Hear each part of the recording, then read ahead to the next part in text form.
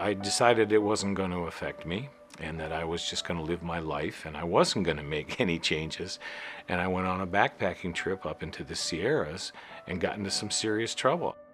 I've had type 1 diabetes since 1978. Type 1 diabetes requires constant attention.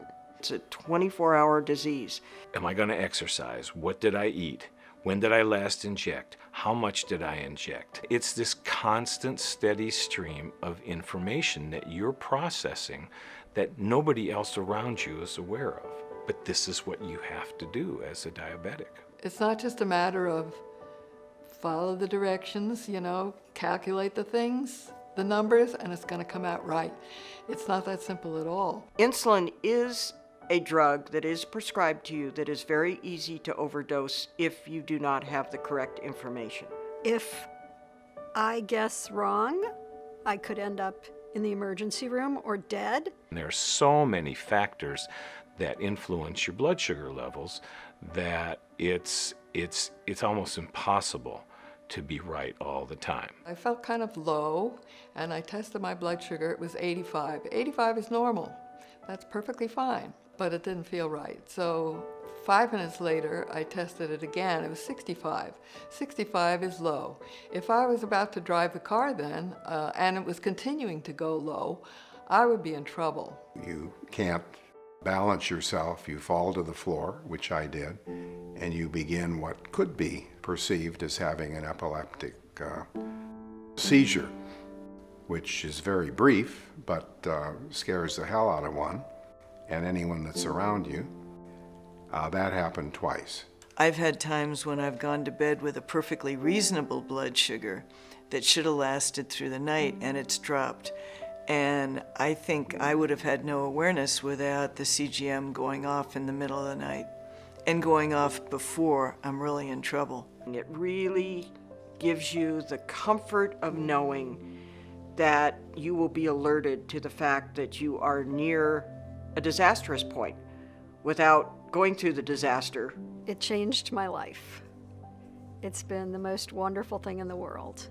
I no longer really think about whether I'm going to wake up in the morning. The most important thing that it does that a standard blood glucose meter doesn't do is that it tells me the trend. It tells me if it's going up or down. When you're at 10,000 feet hiking straight up, it's amazing how quickly your blood sugar can drop.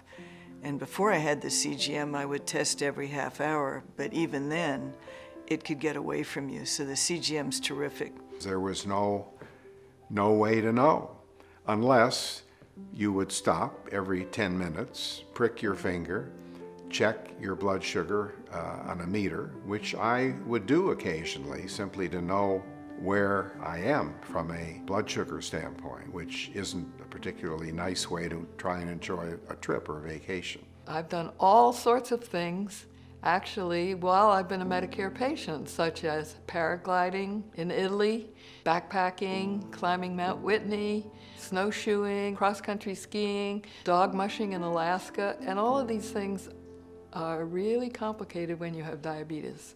You have to have the knowledge and you have to have the tools. It is so easy to check your blood sugar that I probably check my blood sugar every half an hour. I found the continuous glucose monitor to be simple to use compared to my insulin pump, compared to a computer, compared to a telephone, all these things that are now part of my normal life. One could say that all a person has to do with diabetes is control the diet, exercise, lose weight. All of those things, yes, are very helpful, but none of those things gives you a reading of what your blood sugar is. I find it hard to believe that someone wouldn't think that a CGM is necessary.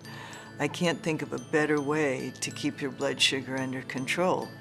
And that not only is good for your personal health, but I would think that it's good for Medicare. The fewer people that go through the emergency room or have lifelong complications, eye problems, foot problems, these cost incredible amounts of money. And that a device like the CGM costs much less than putting someone on dialysis.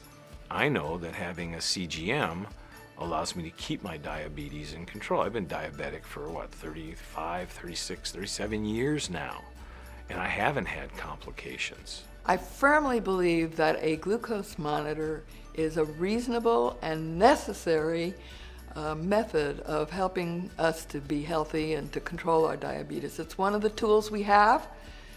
Why can't we use it? Just because someone turns 65 years old doesn't mean they are no longer entitled to the best medical care. In fact, as people age and have more health problems, they especially need the best medical care, and they should get it. Why does insurance, if you're not 65, cover the sensor, but suddenly Medicare won't? That makes absolutely no sense. It's totally illogical. It's ridiculous. It's wrong.